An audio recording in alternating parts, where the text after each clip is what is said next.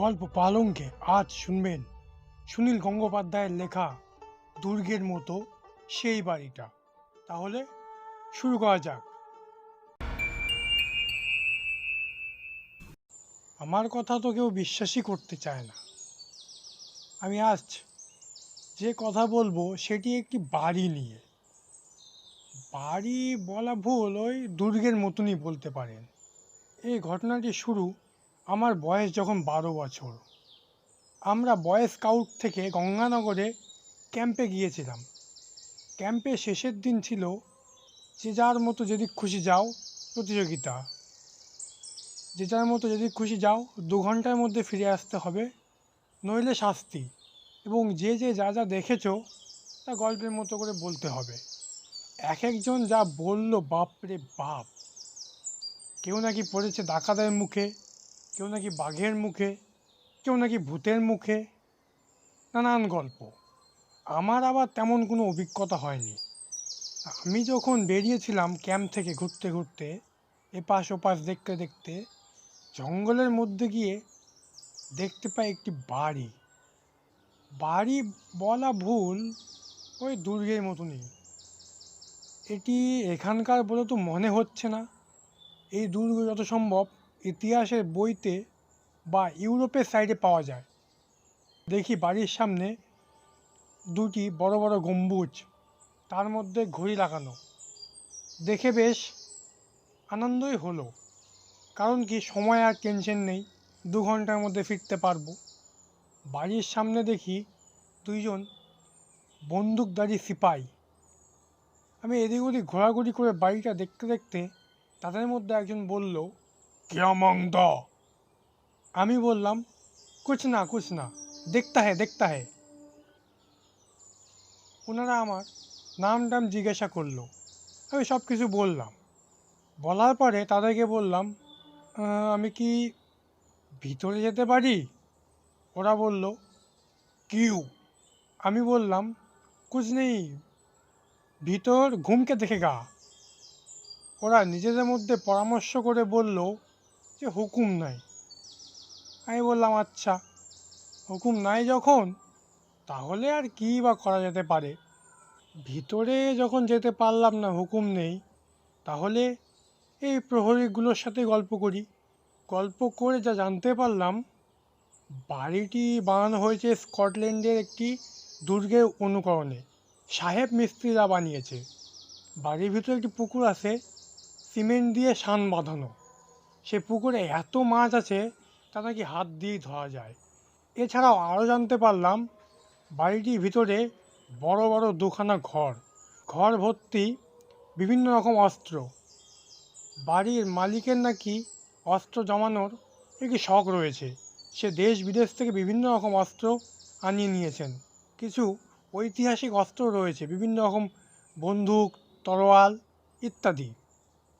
আমি মাঝে মাঝে ঘড়ির দিকে চোখ রাখছি, কারণ 2 ঘন্টার মধ্যে তো আবার ফিরতে হবে। ঠিক এমন সময়ে বাড়ির ভিতর থেকে ধুতি পাঞ্জাবি পরা একজন বেরিয়ে এসলো। যা বুঝতে পারলাম উনিই হচ্ছে এই বাড়ির জমিদার। সেই লোকটি জিজ্ঞাসা করলো, কি চাই? আমার হয়ে প্রহরীগুলোই বলল যে আমি নাকি এই বাড়িটি দেখতে এসেছি। সে লোকটি বলল, তবে বেশ তো, ভেতরে এসো। আমি অগত্যা ভিতরে গেলাম, কেন আমারও তো দেখার শখ হয়েছে। তো ভিতরে গিয়ে চারপাশটা ঘুরে দেখতে দেখতে যাই দেখি তাতেই মুগ্ধ হয়ে যায়। বাড়ির দোতলায় দেখি একটি ঘরের মধ্যে বিভিন্ন রকমের মূর্তি রয়েছে, শান বাঁধানো পুকুর, অনেক কিছুই দেখলাম। কিন্তু অস্ত্রের ঘরটি আর দেখা হলো না আমার, কারণ লোকটি বলল অস্ত্র ঘরের চাবি নাকি তার কাছে থাকে না, তার দাদার কাছে থাকে। আমাকে একটু অপেক্ষা করতে বলল, কিন্তু আমার ভাগ্যে আর নেই। ঠিক সেই সময়ে ঘড়িতে ঢং ঢং ঢং করে বেল বাজলো।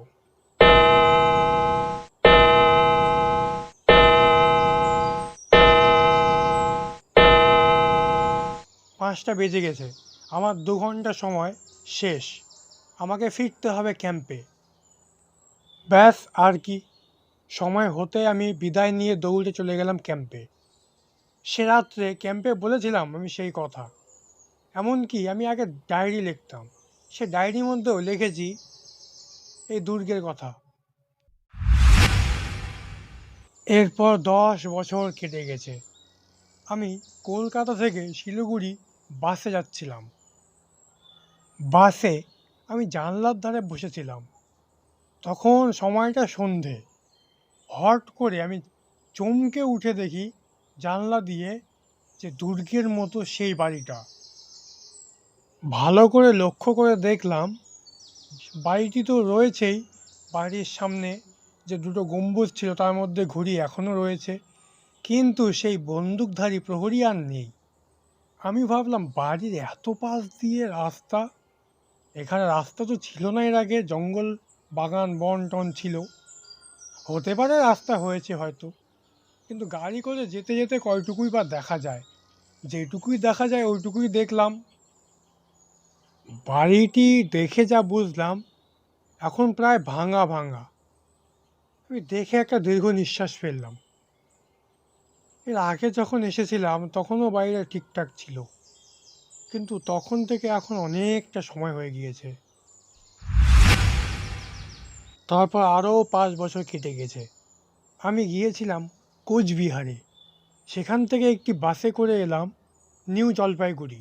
আমি দার্জিলিং থেকে কলকাতায় ফিরব। হট করে কিছুক্ষণ পর শোনা গেল যে রেল লাইনে কিছু দূরে একটি অ্যাক্সিডেন্ট হয়েছে, সেই জন্য সে রাত্রে আর কোনো ট্রেন চলবে না। এ তো দেখি মহা মুশকিল, আমাকে তো কলকাতায় ফিরতে হবে। তক্ষুনি চলে এলাম শিলিগুড়ি। সেখান থেকে রকেট বাস তক্ষুনি ছাড়লো, ঝট করে উঠে পড়লাম। রকেট বাস চলে সারা রাত ধরে। যাত্রীরা সবাই ঘুমিয়ে আছে, আমিও কিছুক্ষণ পর ঘুমিয়ে পড়লাম। কিন্তু আচমকা ঘুম ভেঙে গেল, দেখি বাসটি দাঁড়িয়ে আছে। যা বুঝতে পারলাম বাসটি খারাপ হয়েছে। দেখি বাসের ড্রাইভার ও কন্ডাক্টর নামে এদিক ওদিক করছে। ভাবলাম বাস যখন খারাপ হয়ে গিয়েছে, বসে বসে আমার হাত পা লেগে গিয়েছে, আমিও একটু নিচে নামে ঘোরাঘুরি করি। ভাবলাম একটু এগিয়ে যাই, সামনের দিকে একটু দেখেই আসি। তো কিছু দূর এগোতেই হঠাৎ দেখি সামনে একটা গম্বুজের মাথায় ঘড়ি। আরে, গম্বুজের মাথায় দেখি ঘড়িগুলো চলছে, আশেপাশে কেউ নেই। একটু ধাক্কা দিতে গেটটি খুলে গেল।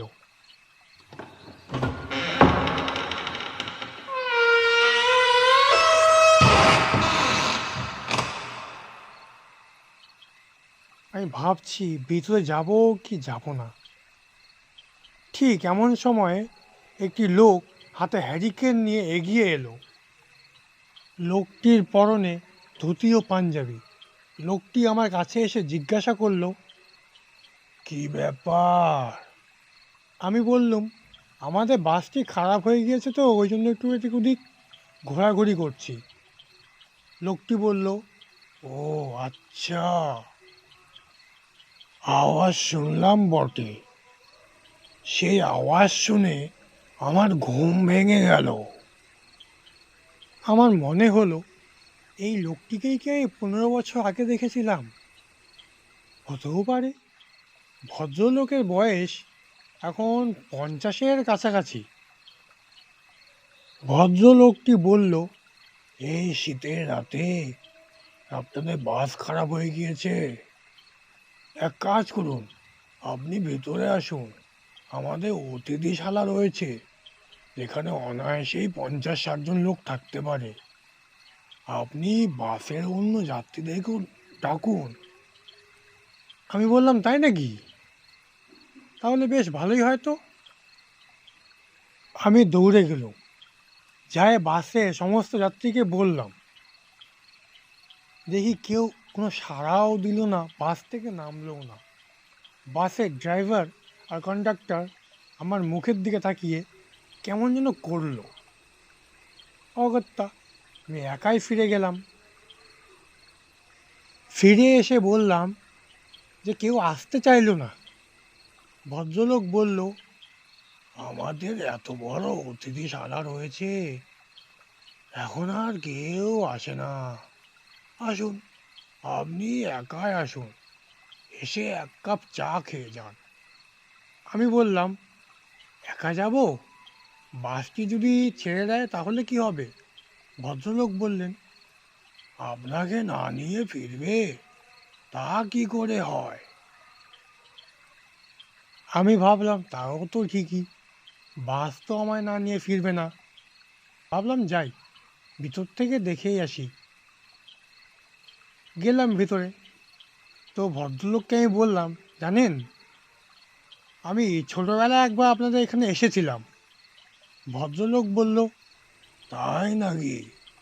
তখন অনেক জমজমাট ব্যাপার, এখন আর কিচ্ছু নেই।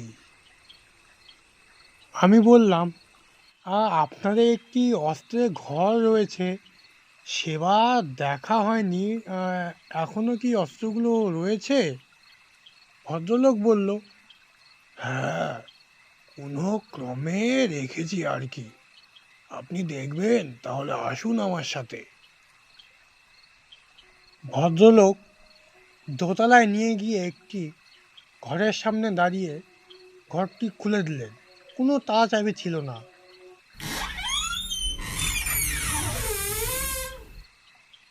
বলল, আসুন, আমার পিছনে আসুন। আমি গেলাম, দেখেই অবাক। প্রচুর বন্দুক, তরোয়াল, ছুরি, বর্ম, অনেক কিছু। ভদ্রলোক বললেন, ওই যে ওই বাঁকা তলোয়ারটা দেখছেন, ওটা শিবাজির তলোয়ার।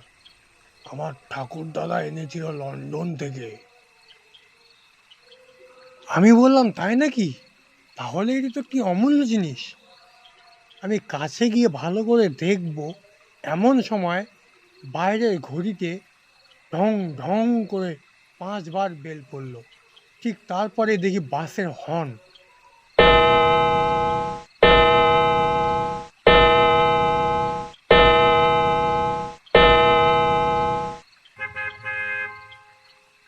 আমি বললাম, এই রে, বাস মনে ছেড়ে দিয়েছে।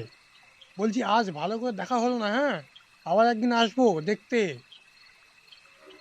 লোকটি আমার দিকে একটু ফ্যাকাশে ভাবে বললেন, আচ্ছা, যাচ্ছেন তাহলে? ঠিক আছে, আর একদিন আসবেন তাহলে, এসে ভালো করে দেখে যাবেন। বিদায় জানিয়ে তক্ষণে দৌড়ে চলে গেলাম বাসের দিকে। আমি দৌড়ে বাসের কাছে পৌঁছালাম। পৌঁছায় গিয়ে দেখি বাস চলতে শুরু করেছে। কন্ডাক্টর আমাকে কিচ্ছু বললো না, আমি এক লাফে উঠে গেলাম বাসে। আর এক সময় কলকাতা আমি চলে এলাম।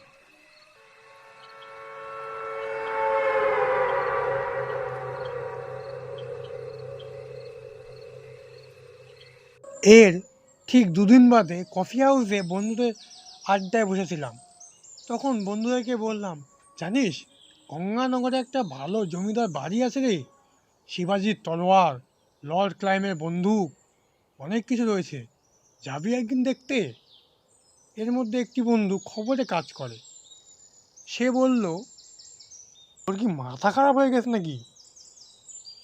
তুই গঙ্গানগরের কাছে সিংহদেবের বাড়ির কথা বলছিস, জমিদার? আরে সে তো গভর্নমেন্ট নিয়ে গত মাসে ভেঙে ফেলেছে। আমি রেগে উঠে বললাম, তোরা খবরের কাগজের লোকেরা যা দেখিস, যা শুনিস তাই বিশ্বাস করিস, আর মিলিয়ে দেখিস না কেন? আমি সেদিনই দেখে এলাম। তারপর এমন তর্কাতর্কি লেগে গেল, বাকি বন্ধুরা থামাতেই পারে না। শেষ পর্যন্ত একটি বন্ধুর কাছ থেকে গাড়ি নিয়ে আমরা সবাই তক্ষুনি বেরিয়ে পড়লাম গঙ্গানগরের উদ্দেশ্যে।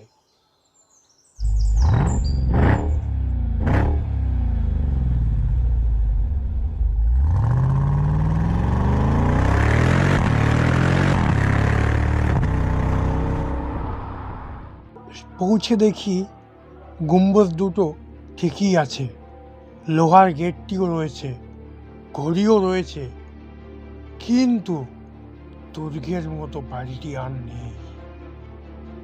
তখনই আমার বুক টিপ টিপ করতে লাগলো। এ কি, কি দেখছি আমি? সেখানটা একদম ফাঁকা।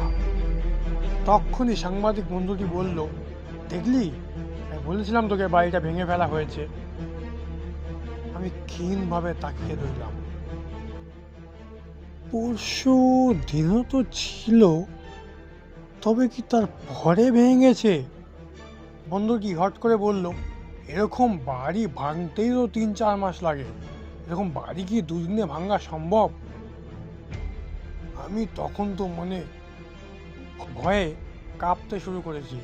সারা গা কাটা দিয়ে উঠেছে, দরদর করে ঘাম বেরিয়ে এলো। আমি সেদিন ভোর 5টার দিকে তাহলে কি দেখলাম?